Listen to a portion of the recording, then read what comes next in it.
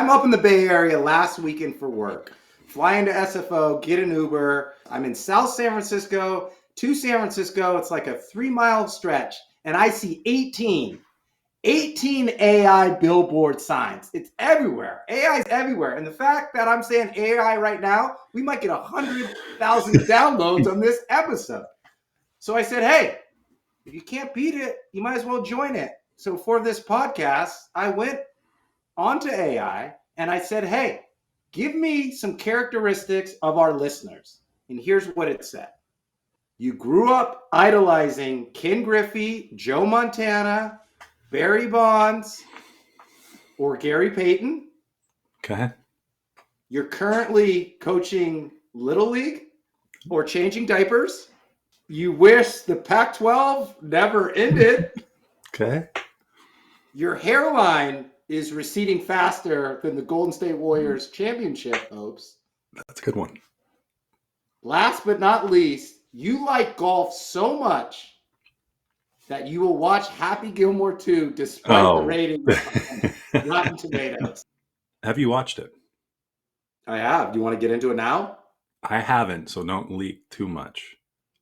I haven't had the time. Well, I watched 45 minutes of it, so you don't have to watch it. Okay, deal. I'll watch the second half. I won't give away too many of the details. What I will say, Happy Gilmore 2 is out. It came out last Friday. It's the sequel to the 1996 Happy Gilmore. That was 29 years ago, the golf comedy. And similarly, Chris Paul re-signed with the Clippers, a sequel to his Lob City days when he was with Blake Griffin and DeAndre Jordan. Mm-hmm. So you've got to watch it, and you got to tell me which sequel is going to turn out worse. I have some data here for you, and this wasn't done by AI. All right? Adam Sandler, Chris Paul. I want you to attribute an Adam Sandler movie to the periods of Chris Paul's career. So Happy Gilmore was like the New Orleans time. It was a blockbuster hit. Everyone loved it. Everyone loved CP. It shattered the weekend, just like when Chris Paul would throw those alley-oops to Tyson Chandler back in the day. He would come close to shattering the backboard. They had David West. They had J.R. Smith. They were up and coming. So Chris Paul in New Orleans like Happy Gilmore. Okay, go to Lob City then. Lob City was like Big Daddy because Chris Paul was the Big Daddy throwing those lobs at DeAndre Jordan and Blake Griffin. Just a smattering of teams. Moderate success. Oh, but like Big Daddy and Chris Paul, the movie started off great but didn't finish great because the Clippers could never finish a season and win a title. So it was a little bit of a disappointment when compared to Happy Gilmore and to his run in New Orleans. Does he start? No. He was off the bench. For how long? How many minutes is he going to get it? 15? I think he'll get 15 to 20 because you got to start Harden, Bradley Beal, Kawhi. They got John Collins, and then they got Zubac. So and they got how many roster spots they have? 17. And then they got Brooke Lopez. Yeah, they got everyone. Full circle. Rotten Tomatoes. If you were to judge Chris Paul's season next year via Rotten Tomatoes, and then wherever Adam Sandler's Happy Gilmore 2 ends up, what's it at right now? I think it's like 67. Okay. So that's what, a C grade? C, D? I would give Chris Paul a higher grade. I think the Clippers sequel is going to be better than Happy Gilmore 2. Whoa. I'm not saying it's going to be all Chris Paul. I think he's going to come off the bench. He's going to play a role, but Kawhi is healthy. I think Harden has figured out how to play with Kawhi. They're going to get to the playoffs. They might even win a first-round playoff series. If Happy Gilmore 2 was in a movie playoff, it wouldn't even get through the play-in game. I can't wait for Chris Paul to try to throw a lob to Brooke Lopez and realize he's out at the three-point line. That's what I'm looking forward to. Oh, play-in game. Happy Gilmore 2, not even play-in game. 10 seed. Ooh, that's rough, Adam. Yeah. In the East, not even like a solid playoff team, like a team that should be milking and rebuilding for the lottery. Hello and welcome to Big Ben and K Win. Each week we broadcast live on YouTube. So if you're watching this live, drop your comments below. If you're checking us out on demand, drop your comments. We'll still get at you even if you're trolling us. But if you're more of an audio podcast person, download, subscribe, 5 stars, anywhere you get your podcast. I'm K Win, he's Big Ben. We talked about Happy Gilmore 2. We talked about the CP3 reunion with the Clippers. We're going to talk about summer breakups, Luka, a little Hall of Fame, and much, much more. Have you seen Luka on Men's Health? Oh, yeah. They used AI to slim him down, I heard. That's what I thought. No. See, because he got eliminated with the Lakers in mid-May. It's towards the end of July, so that's 2 months. Yeah, 2 months. Okay. Either he's got the best trainer in the world or he's on Ozempic. I candidly, I don't think it's that hard to lose. I mean, how much have they done like one of the old Tom Brady's, you stand side to side with your shirt off and look to see, what's changed. I don't know if they've done that, or if they've put like Luka's jersey on that he wore last year. So it's relative that we can all see how well he looks. But yeah, you can see a tricep. Like that's good, right? But that doesn't take long to form, does it? Not when you're 26. He's an athlete. He's a professional 26. Yeah, he should be able to look like that. You can get swole in a weekend. Like that's, let's be honest. When you're 26, you just stop drinking for a weekend, go lift, pound some creatine, and all of a sudden you're jacked. Like that's generally how it works. And this guy's a professional athlete. No, I'm not discrediting. I'm just not going to give his trainer. He looks good. Even if it's airbrushed a little bit, he still looks good. But it's all relative, right? He looks good relative to how poorly he looked on the floor last year. But even if he is in shape and he's skinny, that doesn't do anything for the other side of the ball, his effort and his skills defensively. So you still got to navigate around that and protect him come playoff time because every team went right at him defensively. Did you ever do this in basketball where you'd go sit against a wall with your hands out? The wall sit. You'd wall sit, and they test how long you could wall sit, right? That kind of tell you how long you can, get in a defensive position. I would love to see Lucas before and after because I bet you couldn't get into a 90-degree sit to start. And now he probably does a good solid minute. So that will translate to his defensive skills. He's got his revenge body. And so he now is the future of the Los Angeles Lakers. He's about to sign a multi-year extension coming up on August 2nd. LeBron James is the past. He's got 1 year left. It expires next year. And summertime is the time when relationships end because of summer breakups. How and when should the Lakers break up with LeBron? We talked about this a while back. You gotta, because he's got a no trade clause, right? Like they're gonna go sell Bronny on going somewhere else. That would be my motor, or like my tactic. I would go to Bronny and say, hey, where do you want to go? Where you might see some playing time. This just came to me. What about a player-friendly contract or a team-friendly contract? I'm Lakers management. I'm saying no. Thank you for your service. Ooh. Exit left. The breakup's a year away, so both parties can figure out the way to have a successful exit. If I'm the Lakers, I don't want, he'll be 41 next year. I don't want a 41-year-old who's going to sign 1 year, $50 million contracts every year. You can take that money and you can go get someone who's younger and who can play with Luka over the next 6 to 7 years. Well, younger's a definite. He's like the oldest guy in the league. Like that's for sure. I'm just saying, I think LeBron, he likes LA enough he doesn't want another stop. Like, I don't think he wants another stop. But do the Lakers want him? Or they take him out behind the barn. Lakers didn't even offer him. Well, they don't want him at $50 million. No, they didn't even offer him a contract. Well, hear me out. They don't want him. That's what pissed them off. They don't want him at $50 million. You say no, and then you start the negotiation. LeBron had plenty of opportunities to take a contract that was a vet minimum or significantly cheaper, but he won't do it. I'm not saying he should, but he won't do it.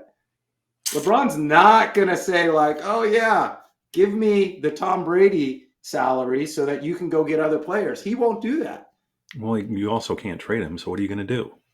You're going to let the contract play He's out. expired? Next summer breakup. Next summer, you're calling it, huh? I want you to be Luka right now. Do you sign a 4-year extension for, what is it, $229 million? No, sorry, $220 million 4-year extension, or a 3-year $165 million extension? But here's the catch. If you sign the 3-year, you can get to 10 years NBA service time, and when that contract expires, you can qualify for the Supermax, which means your contract at that point in time could be at least 35% of the salary cap at that point in time. Do you take the 4 years guaranteed money, or do you take the 3 years to try to get a better deal, bigger deal later? Jeez.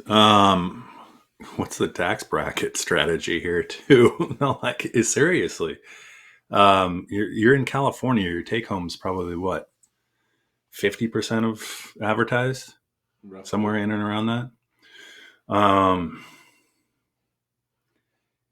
Geez, I take 4 years up front. Give me the money. Give me the money. That's enough. That's enough. I would too, because with his injury history, you don't want to leave money on the table. And with his hookah lounge history and his beer history, he might not be at that level 3-4 years from now. I mean, if you're his agent, you're probably pushing towards the 3-year. If you are the president of the Players Association, you're pushing him towards 3 years too. Mm-hmm. We'll see what he does. It probably tells you what kind of, mindset he has for his own life. Does he want to play forever, as long as he can? Or does he want to play where he wins a title, maybe an MVP, and, plays 12 years and he's happy?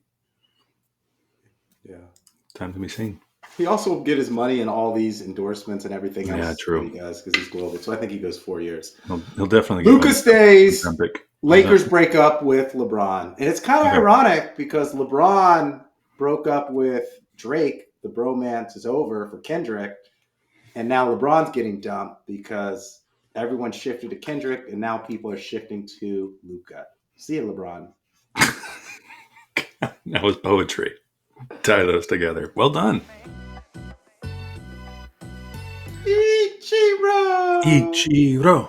Ichiro. And I mean, listen, as a Seattle, going to games when Ichiro played, I forgot how many amazing things Ichiro did. If there was a baseball bingo card, Ichiro is probably the only one to get blackout. But he did so much in the game. First hit for Ichiro in the majors.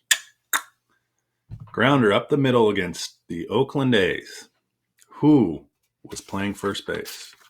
Giambi. Wow, how'd you know that so quickly? Bobby Crosby was probably a short. Wow. Frank Menachino at second. Wow. What do you think Giambi said to him? Welcome to the big leagues, kid. Ichiro. I remember the throw. So when he came over, there was all this hype, and I'm like, who is this guy? What is he going to do? Looks like he just slaps the ball in a bunch of infield singles. But it was in Oakland, and T-Long tried to go first to third, and Ichiro threw him out. And that's when he put the world on notice that not only can he hit, he's fast, he can play defense. And I was going through the stats. 10 consecutive 200-plus hit seasons, 10 consecutive gold gloves, 20 or 2001 Rookie of the Year and MVP. I think only 2 people have done that. He was the first person in 2007 to hit an inside the park home run in an All-Star game. And then he broke George Sisler's record where he had 262 hits. I forgot about that year. Like, he was just like 200 hits every year. Put it down. Look at it. It's unbelievable. His craft was different than anyone else's. Like, just keep the head down on the ball. And it is almost like he could place it anywhere. Have you ever played ping pong with a really good ping pong player? Yeah. And they can like place the ball, just that's what it looked like to me. Just bing, boom, boom, just great everywhere. Hand-eye coordination. Ken Griffey was playing right field in that game. I think it was AT&T Park for that All-Star game. Am I right? He misplayed something off the right field. That. Yeah. Ken Griffey running around while Ichiro's around on the base inside the park, and he wins MVP. 311 career average after the Mariners. Did he go to? I think he went to the Yankees and the Marlins. He did.